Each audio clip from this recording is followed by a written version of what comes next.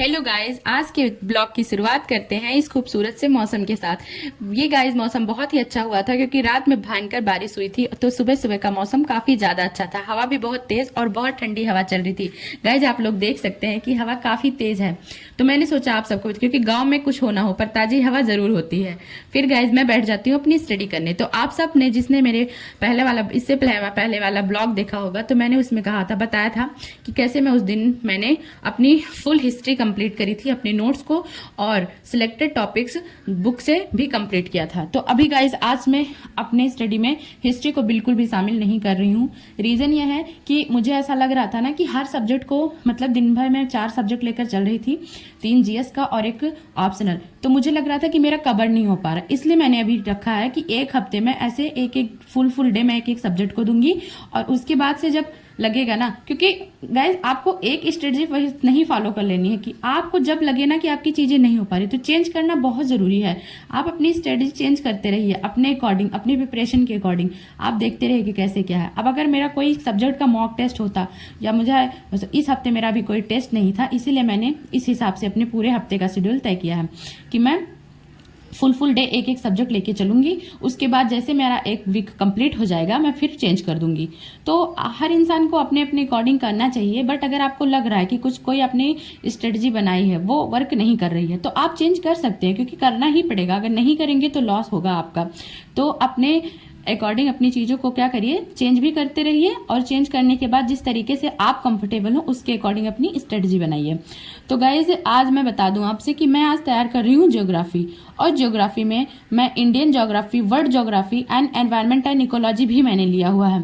तो सबसे पहले अभी जो मैं तैयार कर रही थी वो इंडियन ज्योग्राफी, वर्ल्ड ज्योग्राफी के नोट्स थे। और वर्ल्ड ज्योग्राफी के साथ साथ मैं आज एनसीईआरटी भी शामिल करूंगी गाइज। इतना मुझे कवर करना है। तो मेरी नोट्स हैं, इंडियन ज्योग्राफी के अलग हैं, वर्ल्ड ज्योग्राफी के अलग हैं, एनवायरमेंट एंड इकोलॉजी का अलग है, और साथ में एनसीईआरटी। क्योंकि मैं ज्योग्राफी के लिए और मैंने कोई बुक नहीं लिया है गाइज, मेरे पास कोई बुक नहीं है। मैं आपको बताऊं कि ज्योग्राफी मैंने 6 से 12 एनसीईआरटी ही पढ़ा है।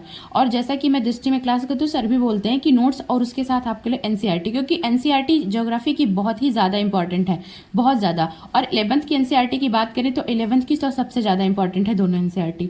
तो गाइज मैं अब वही एनसीईआरटी और नोट्स को ही फॉलो कर रही हूँ अभी तो। और मेरी जैसे कि आदत है कि मैं लिख लिख के ही चीज़ों की प्रैक्टिस कर पाती हूँ। लिखने से ही मुझे जितनी चीज़ें मेरे पेन से लिखी जाती हैं उतनी चीज़ें मेरे माइंड में सेव होती हैं। मेरी 2 चीज़ें होती हैं तैयारी, 2 तरीका है, फास्ट रीडिंग करके और उसके बाद फिर मैं लिखने बैठ जाती हूँ। अब जैसे जो चीज़ें फैक्ट हैं, क्योंकि आपको पता ही होगा कि कितनी सारी चीज़ें निकल के आ जाती हैं, इसमें सन वगैरह हो गया या फिर नाम वगैरह कुछ अलग अलग, तो वो तो मुझे लिख लिख के बार बार प्रैक्टिस करना पड़ता है। ये मेरा तरीका है। उसके बाद ही गाइज मैंने लिया है, चाय पीने का मन था मेरा तो मैं चाय पीने चली जाती हूँ।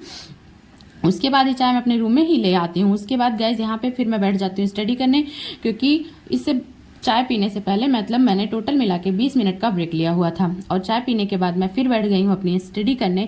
जैसा मैंने आप सबको बताया था कि मैं अपनी एनसीईआरटी कवर कर रही हूँ, तो इस टाइम पे मैंने लिया हुआ है वो है 11th क्लास की एनसीईआरटी। तो 11th क्लास की एनसीईआरटी गाइज, मतलब एनसीईआरटी सारी मोटी कोई भी नहीं है, बहुत पतली पतली है। अगर आप 6 से देखेंगे, इवन आप 9th से भी देख सकते हैं, 9th से 12th ज़्यादा सही है, मतलब 6 की ज़रूरत नहीं पड़ती। बट जब मैंने स्टार्ट करा था तो मुझे बिल्कुल आइडिया नहीं था, क्योंकि ज्योग्राफी में मुझे कोई इंटरेस्ट भी नहीं था, तो मैंने बिल्कुल बेसिक से स्टार्ट करा था, 6 से पढ़ा था मैंने।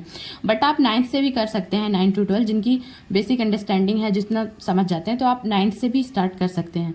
उसके बाद ही गाइज एनसीईआरटी पढ़ के सच में बहुत अच्छा लगता है, क्योंकि हाँ थोड़ा टफ वर्ड्स तो होते हैं, बट हाँ एनसीईआरटी में सारी चीज़ें बहुत क्लियर दी रहती हैं, तो समझ में आ जाता है, बहुत अच्छे से आ जाता है। उसके बाद ही गाइज मैंने सोचा आप सबको मौसम दिखा दिया। अभी मॉर्निंग का मौसम कितना ज़्यादा अच्छा था, फिर ये देखिए दोपहर में 3 से 4 बजे के टाइम का मौसम कैसा हो गया है, भयानक। और इस मौसम में सबसे ज़्यादा अगर किसी को खाने का मन करता है तो वो देखिए भुट्टा, हमारे यहाँ तो भुट्टा कहा जाता है, मेरी मम्मी भुट्टा भून रही थी।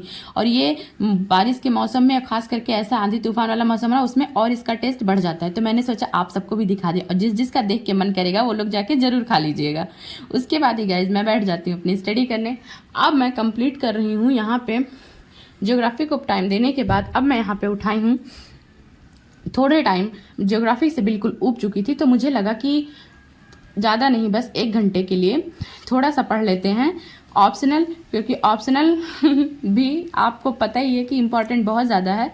तो मैंने सोचा था फुल डे जीएस करूँगी, बट ये मुझसे हो नहीं पाया। ज्योग्राफी पढ़ पढ़ के मेरे दिमाग बिल्कुल बंद हो चुका था, तो मैंने ज़्यादा देर नहीं, बट मैंने ये किया है कि मैं 1 से 1.5 घंटे अपना ऑप्शनल पढ़ लूँगी, थोड़ी थोड़ी चीज़ें कर लूँगी लर्न, क्योंकि इससे क्या होगा कि वो जीएस के सब्जेक्ट से बिल्कुल हटके है, मेरा माइंड भी थोड़ा काम करने लगेगा। और उसके बाद फाइनली रात में गाइस पढ़ने का टाइम नहीं मिल पाता है, क्योंकि रात में आ जाती है मेरी ज्योग्राफी की क्लास, फिर साथ में उसकी करंट की भी क्लास होती है, क्योंकि मैं दिन में क्लासेस नहीं ले पाती हूँ। दिन में ऐसे मैं खुद से स्टडी करती हूँ, तो रात में वही क्लासेस जाती हैं, दोनों 3-3 घंटे की क्लासेस होती हैं। तो टोटल मिला के गए 6 घंटे वहाँ पे चला जाता है।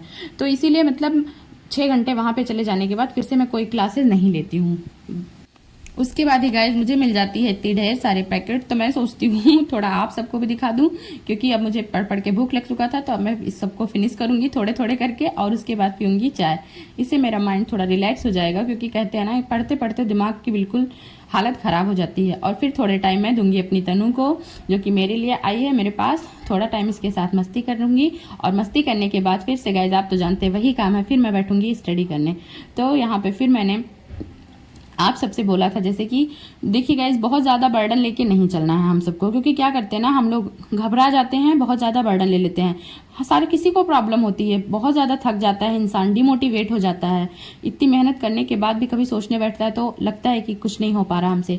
बट आप डिमोटिवेट मत होइए, हिम्मत मत हारिए। कहते हैं ना कि बूंद बूंद से घड़ा भर जाता है। आप जितना भी टाइम निकाल पाइए अपनी स्टडी को दीजिए, उससे अपने 100% दीजिए, तो आपकी चीज़ें आप बोर नहीं होंगे, डिमोटिवेट नहीं होंगे, और आप भी मतलब आपकी सब्जेक्ट भी ऐसा लगेगा कि हाँ तैयार हो रहा है और हो जाएगा।